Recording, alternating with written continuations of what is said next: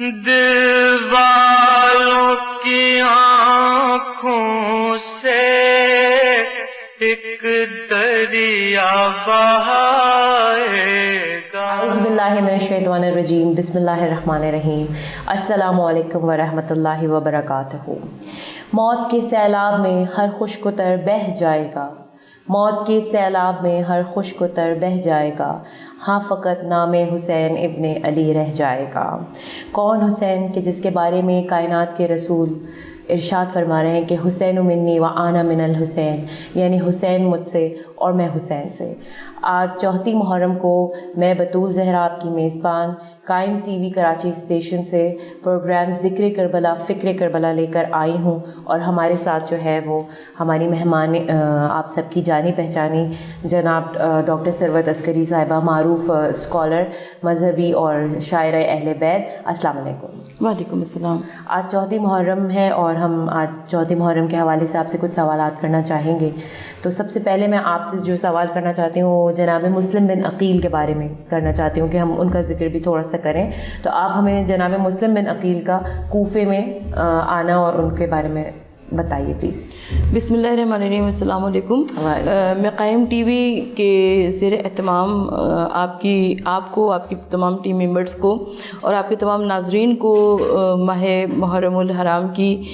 تعزیت پیش کرنا چاہتی ہوں۔ فرزند رسول حسین ابن علی صلی اللہ علیہ وسلم کی شہادت پر تعزیت اور تسلیت پیش کرنا چاہتی ہوں۔ یہ آپ کا سوال بہت زیادہ اہمیت کا حامل ہے، اس لیے کہ آپ نے حضرت مسلم بن عقیل کا تذکرہ کیا ہے۔ حضرت مسلم بن عقیل کی شخصیت ایک عظیم شخصیت ہے، یعنی حضرت مسلم کی شخصیت کے بارے میں جب ہم بات کرتے ہیں تو یہ ایک ایسی شخصیت ہے جو کہ کربلا میں موجود ہی نہیں تھے، یہ کربلا گئے ہی نہیں، انہوں نے کربلا کو دیکھا ہی نہیں، مگر اس کے باوجود جب عزاداران مظلوم کربلا کے واقعے کا ذکر کرتے ہیں تو حضرت مسلم بن عقیل کے ساتھ وہی برتاؤ کرتے ہیں جو کہ کربلا میں مقیم تمام شہدائے کربلا کے ساتھ برتاؤ کیا جاتا ہے۔ حضرت مسلم بن عقیل کی بڑی عظیم شخصیت ہے، اس لیے کہ آپ کو سفیر امام حسین علیہ السلام کہا جاتا ہے۔ حضرت مسلم بن عقیل جب سفیر کی حیثیت سے کوفے میں پہنچے تو روایت یہ کہتی ہے کہ کوفے میں ابھی ابن زیاد نہیں آیا تھا، اور امام حسین علیہ السلام کے اس سفیر کا لوگوں نے بڑی گرم جوشی کے ساتھ استقبال کیا، یہاں تک کہ کئی ہزار لوگوں نے آپ کے ہاتھ پر بیعت بھی کی، اور اس حضرت مسلم بن عقیل کو نے نماز کی امامت کروائی مسجد کوفہ میں۔ لیکن روایت تاریخ یہ کہتی ہے کہ جس وقت حضرت مسلم بن عقیل مسجد کوفہ میں موجود تھے اور کئی ہزار افراد وہاں پر موجود تھے تو اس وقت سامنے سے کوئی آتا ہوا نظر آیا۔ اچھا، عرب کی گرمی، عرب کی دھوپ کی شدت، اس میں کوئی عجب بات نہیں تھی۔ عرب میں لوگ سفر کرتے ہوئے اپنے چہروں پہ نقاب ڈال لیا کرتے تھے، تو یہ کوئی عجب بات نہیں تھی، تو آنے والے کے چہرے پہ نقاب تھا۔ اچھا، اب جب آنے والے کو، کیونکہ کوفی بہت زیادہ خطوط لکھ چکے تھے، تقریباً 2000 کے برابر وہ خطوط تھے جو کہ امام علی مقام علیہ السلام کو، پھر حضرت مسلم بن عقیل نے امام علی مقام کو خط لکھ چکے تھے کہ آپ تشریف لائیے، یہاں پر لوگ آپ کے ساتھ ہیں۔ تو لوگ انتظار تھے، محو انتظار تھے کہ امام حسین علیہ السلام آ رہے ہوں گے۔ ادھر آنے والا آ رہا تھا سامنے سے آتے ہوئے۔ اچھا، جب مجمع جو تھا وہ چھلک رہا تھا اور مجمع میں نعرے لگائے جا رہے تھے، جب یزیدیت مرد آباد کا نعرہ لگتا ہے تو ساتھ میں حسینیت زندہ باد کا بھی نعرہ لگتا ہے، یعنی ہمیشہ اگینسٹ نعرے بھی ساتھ لگائے جاتے ہیں۔ تو وہاں پر صرف حسینیت زندہ باد کے نعرے نہیں لگ رہے تھے بلکہ یزیدیت مرد آباد کے نعرے بھی لگ رہے تھے۔ تو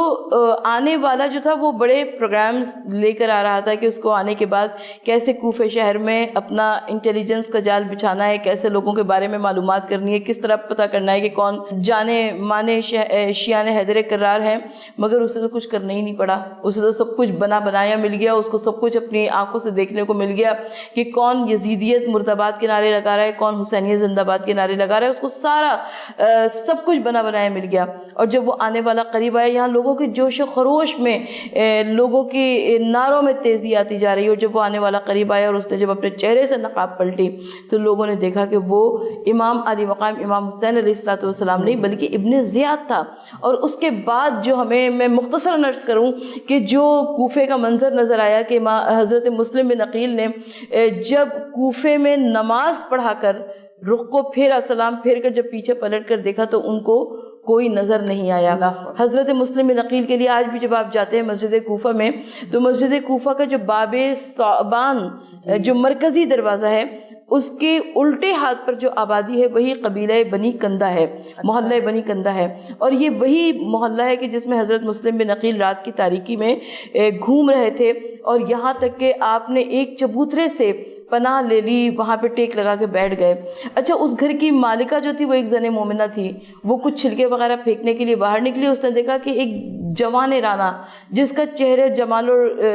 جمال ہاشمی سے منور ہے وہ وہاں پر بیٹھا ہوا ہے۔ اس نے کہا کہ بھائی زمانہ پرآشوب ہے، تم اپنے گھر کو جاؤ۔ حضرت مسلم سر کو جھکائے بیٹھے رہے، 2 مرتبہ اس عورت نے کہا، تیسری مرتبہ جب اس عورت نے کہا تو حضرت مسلم بن عقیل اٹھ کر کھڑے ہوئے۔ حضرت مسلم بن عقیل جب اٹھ کر کھڑے ہوئے تو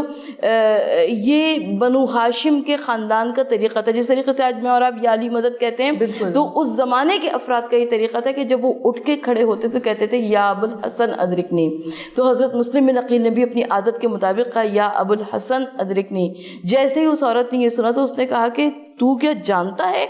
مولا کائنات کے متعلق؟ تو حضرت مسلم نے سر کو جھکا لیا، کہا کہ جیسے میں جانتا ہوں ویسے تو کوئی نہیں جانتا۔ اور اس کے بعد ہمیں وہ تواریخ نظر آتی ہے، وہ پورا واقعہ نظر آتا ہے کہ کس طریقے سے طوّا نے اپنے گھر کے اندر بلایا اور کس طریقے سے ابن زیاد کی فوجیں آئیں، کس طریقے سے حضرت مسلم کو گرفتار کر کے لے جایا گیا اور کس طریقے سے حضرت مسلم کو بام پر لے جایا گیا اور کس طریقے سے حضرت مسلم کی شہادت ہوئی۔ یہ ایک علیحدہ تاریخ ہے۔ بالکل، بہت بہترین آپ نے اس کا جو ہے وہ جواب دیا ڈیٹیل، اور اسی طرح سے میں آپ سے عرض کرنا چاہوں گی کہ آپ جو ہیں وہ حضرت مسلم کے فرزندوں کا بھی ذکر اس وقت کر دیجئے کہ ان کے فرزندان مسلم جن کی کربلا میں شہادت نہیں ہے، جو کوفے میں ہے۔ حضرت مسلم کے بچوں کے متعلق جب ہم بات کرتے ہیں تو ہمیں تاریخ میں حضرت مسلم کے 5 بچے نظر آتے ہیں۔ حضرت مسلم کی زوجہ جو کہ حضرت عباس علمدار کی بہن تھی، ایک بیٹی نظر آتی ہے جس کا نام تاریخ میں نام رقیہ ہے، اور 4 بیٹے جس میں سے 2 بچے کربلا میں شہید ہوئے اور 2 بچے حضرت مسلم بن عقیل کے ساتھ کوفے میں آئے تھے اور جو کوفے میں باپ سے بچھڑ گئے تھے۔ تو روایت یہ بتاتی ہے کہ جب حضرت مسلم کو بام پر لے جایا گیا اور بام سے نیچے جھانکا، یعنی جلاد سر پہ تلوار لیے ہوئے کھڑا ہوا تھا، اور حضرت مسلم نے جب نیچے جھانکا تو نیچے دیکھا کہ کوفے کے لوگ اپنے چھوٹے چھوٹے بچوں کے ہاتھ پکڑے ہوئے عید کی خوشیاں منا رہے تھے۔ حضرت مسلم بھی باپ تھے، ان کا دل بھر آیا اور انہوں نے کہا کہ کوفے کے لوگوں، خدا تمہیں تمہاری خوشیاں مبارک کرے، لیکن کوفے میں میرے بھی 2 بچے ہیں، کہیں ان بچوں سے ہوشیار رہنا، وہ بچے نہ کھو جائیں۔ بہرحال قصہ مختصر یہ کہ یہ وہ 2 بچے تھے جو کہ در در کی ٹھوکریں کھاتے ہوئے اور در در بھٹکتے ہوئے یہاں تک کہ ایک ایسے گھر میں پہنچ گئے کہ جہاں پر خاتون جو تھی وہ زن مومنہ تھی اور اس کا بیٹا جو تھا وہ دشمن اہل بیت تھا، اور کیونکہ اسے ابن زیاد کے دربار سے ٹاسک ملا تھا کہ وہ حضرت مسلم کے بچوں کو تلاش کر کے لائے، لہٰذا حضرت مسلم کے بچے جو کہ ایک حجرے میں موجود تھے، اور جب اس عورت کے بیٹے یعنی حارث کو معلوم ہوا تو وہ ان کے بالوں کو سر سے پکڑ کر لے کر چلا اور دونوں بچوں کو لے کر دریا کے کنارے آیا اور اس نے ایک ایک کر کے دونوں بچوں کو شہید کیا۔ اور روایت یہ کہتی ہے کہ جب تک ایک بچہ شہید ہو چکا تھا لیکن اس کا لاشا دریا میں پڑا رہا، جب تک دوسرا بھائی نہ آ گیا تب تک وہ لاشا آگے نہیں گیا، تیرتا ہوا آگے نہیں گیا۔ معلوم یہ ہوا کہ خاندان زہرا پر بڑی قیامتیں ٹوٹی ہیں، خاندان زہرا پر بڑے مصائب عظیم ٹوٹے ہیں۔ کبھی حضرت مسلم کوفے میں شہید ہوئے، کبھی حضرت مسلم کے 2 بچے کوفے میں شہید ہوئے، اور چشم تصور یہی کہتا ہے کہ جب حضرت مسلم کی شہادت ہوئی ہوگی تو کوفے کی گلیوں میں یقیناً شہزادی کونین جناب فاطمہ زہرا نے گریہ کیا ہوگا کہ مسلم تیری شرمندہ احسان ہے زہرا، اور مسلم تیرے لاشے پہ یوں سر عریان ہے زہرا۔ اللہ اکبر، کہ کیا قیامت کا یہ منظر ہے۔ اور اسی کے ساتھ میں آپ سے یہ پوچھنا چاہوں گی کہ جب قافلہ لٹ کے پہنچا ہے کوفے اور کوفے میں جناب مسلم کی لاش کو دار پر دیکھا ہے تو زوجہ مسلم نے اس وقت جو بیان کیا ہے میں وہ سننا چاہوں گی کہ آپ ناظرین کو۔ حضرت مسلم کے 4 بیٹے تھے جس میں سے 2 بچے کوفے میں شہید ہوئے، 2 بچے کربلا میں شہید ہوئے، فرزندان حضرت مسلم۔ تو یہ ایک بڑی عظیم قربانی حضرت مسلم اور ان کے بچوں نے دی، اور اس ماں کو بھی سلام پیش کرنا چاہیے کہ جس ماں کے نور نظر لخت جگر شہید ہوئے۔ تو 10 محرم محرم کو واقعہ کربلا رونما ہو گیا، 11ویں محرم کو کرب و بلا سے یہ قافلہ چلا ہے صبح میں، اور اتنی تیزی سے ناقوں کو دوڑایا گیا کہ تقریباً 12 محرم کی شام کو یہ کوفہ پہنچ چکے تھے۔ اور جب کوفے میں پہنچا ہے یہ قافلہ تو ظاہر سروں پر چادریں نہیں تھیں، ہاتھ پشت سے بندھے ہوئے تھے، بڑا مشکل سفر تھا شہزادی کونین کے گھرانے کی خواتین کے لیے۔ لیکن ایک مرتبہ جناب زینب کے کانوں میں آواز آئی کہ السلام علیکم یا اہل البیت نبوت و معدن رسالت۔ جناب زینب کبریٰ نے اب جو دیکھا تو ایک بھائی کا سر نوک نیزہ پر بلند نظر آیا، امام حسین علیہ السلام کا سر، ایک بھائی کا سر گھوڑے کی گردن میں بندھا ہوا یعنی حضرت عباس علمدار کا سر، اور ایک بھائی کا سر کوفے کے دروازے پر لٹکا ہوا نظر آیا یعنی حضرت مسلم بن عقیل کا سر۔ یہ ایک ایسا دردناک منظر تھا کہ جس کو جناب زینب کبریٰ نے کس دل سے دیکھا ہوگا۔ اور روایت یہ کہتی ہے کہ اس وقت زوجہ مسلم آگے بڑھیں اور آپ نے دست ادب جوڑ کر کہا کہ والی میں بازاروں میں پھرائی گئی شکایت نہیں کروں گی، میں سر سے چادر چھینی گئی میں شکایت نہیں کروں گی، لیکن بس مجھے اتنا بتا دیجئے کہ جب مدینے سے چلے تھے تو میرے 2 بچے آپ کے ہمراہ تھے، کوفے کی گلیوں میں میرے وہ بچے کدھر چلے گئے۔ یہ ایک ایسے پردرد بیان ہے زوجہ مسلم کے کہ جو آج بھی تاریخ کے صفحات پر موجود ہیں، اور یقیناً حضرت مسلم کی زوجہ کو سلام پیش کرتے رہیں گے کہ حضرت مسلم کی زوجہ حضرت عباس علمدار کی بہن اور حضرت علی ابن ابی طالب علیہ السلام کی بیٹی وہ تھیں کہ جنہوں نے دین اسلام کی بقا کے واسطے کتنی عظیم قربانیاں دی ہیں۔ بے شک اسی کے ساتھ ہم جو ہے وہ ایک بریک لیتے ہیں، بریک کے بعد پھر حاضر ہوتے ہیں اور گفتگو کا سلسلہ آگے بڑھاتے ہیں۔ کربل کی کہانی جب کوئی بھی سنائے گا، کربل کی کہانی جب کوئی بھی سنائے گا۔ وقفے سے واپس آتے ہوئے ہم پروگرام ذکر کربلا فکر کربلا کو آگے بڑھاتے ہوئے آپا سے مزید سوالات کریں گے۔ آپا میں آپ سے یہ پوچھنا چاہوں گی کہ حضرت مسلم کی شخصیت کے بارے میں ہم تھوڑا اور جاننا چاہیں گے۔ دیکھیے حضرت مسلم کی ایک عظیم شخصیت ہے، ایک تاریخی شخصیت ہے، اس لیے کہ جب ہم حضرت مسلم بن عقیل کے کردار پر نظر ڈالتے ہیں تو ہمیں یہ معلوم ہوتا ہے کہ یہ ایک ایسی شخصیت تھی کہ جس کے اوپر امام حسین علیہ السلام خود اعتماد فرماتے تھے۔ یعنی آپ نے مدینے سے چلتے ہوئے جن کو سفیر بنا کر بھیجا تھا وہ حضرت مسلم بن عقیل کی شخصیت تھی، اور حضرت مسلم بن عقیل نے اس پورے جو اعتماد تھا امام علی مقام امام حسین علیہ السلام کا، اس کو کس طریقے سے پورا ثابت کر دکھایا کہ جب آپ کوفے پہنچے ہیں تو آپ نے کوفے میں بھی امام حسین علیہ السلام کے تمام جو ان کے لائحے عمل تھے ان تمام کو پورا کیا، اور اس کے بعد جب آپ توہ کے گھر میں تھے وہاں سے گرفتار کر کے دربار ابن زیاد میں لائے گئے، تو مجھے ایک بڑا تاریخی جملہ ہے جو کہ بہت متاثر کرتا ہے، وہ یہ کہ جب حضرت مسلم بن عقیل کو لائے گئے تو حضرت مسلم بن عقیل ایسے آئے جیسے ایک شیر کی مانند آئے، جیسے ایک بپھرا ہوا شیر ہوتا ہے ایسے حضرت مسلم بن عقیل آئے۔ اور کسی نے کہا کہ دربار کا طریقہ رہا ہوگا کہ وہاں پہ امیر کو سلام کرتے تھے، تو کسی نے کہا کہ اے مسلم تم نے امیر کو سلام نہیں کیا، تو حضرت مسلم نے جواب دیا، کہا کہ میرا امیر سوائے فقط امام حسین علیہ السلام کے اور کوئی بھی نہیں ہے۔ تو یہاں پر ایک جملہ میرے ذہن میں آتا ہے، میں جی چاہتا ہے کہ اس کو عرض کروں کہ مجھے یقین ہے کہ امام حسین علیہ السلام نے اس وقت ارشاد فرمایا ہوگا کہ مسلم اب ہم دونوں اپنی اسٹیٹس کو اپنے رتبے کو تبدیل کر لیتے ہیں، یعنی جب بھی مجلس حسین کی ہوگی فرش حسین کا بچھے گا تو ہم کو غریب حسین کہا جائے گا، تم کو امیر مسلم کہا جائے گا، اس لیے کہ تم نے دشمن کے دربار میں ہمیں امیر کہہ کر مخاطب کیا۔ حضرت مسلم بن عقیل نے ایک اور اسلامی شریعت کے اصول کو بڑی خوبصورتی کے ساتھ واضح کیا کہ آپ نے اپنی وصیتوں میں یہ فرمایا کہ میں فلاں شخص کا اتنے درہم و دینار کا قرض دار ہوں، میری تلوار بیچ کر اس قرض کو واپس کیا جائے۔ یعنی یہ ایک اصول بتایا، اور اس کے بعد انہوں نے امام حسین علیہ السلام کے متعلق ارشاد فرمایا کہ کیونکہ میں انہیں خط لکھ چکا ہوں کہ وہ کوفہ آ جائیں تو ان کو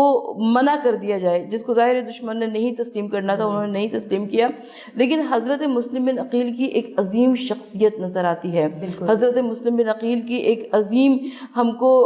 ایسی کمال کی شخصیت نظر آتی ہے کہ جس میں ان کی شجاعت بھی نظر آتی ہے، ان کی دلیری بھی نظر آتی ہے، ان کی حق گوئی نظر آتی ہے، ان کی بے باکی نظر آتی ہے، ان کی جرأت اظہار نظر آتی ہے. اور ان تمام چیزوں نے مل کر حضرت مسلم بن عقیل کے کردار کو تاریخ میں زندہ و جاوید کر دیا. بہترین، بہت عمدہ شخصیت حضرت مسلم کی. اس کے آگے ہم پروگرام لے کے بڑھتے ہیں.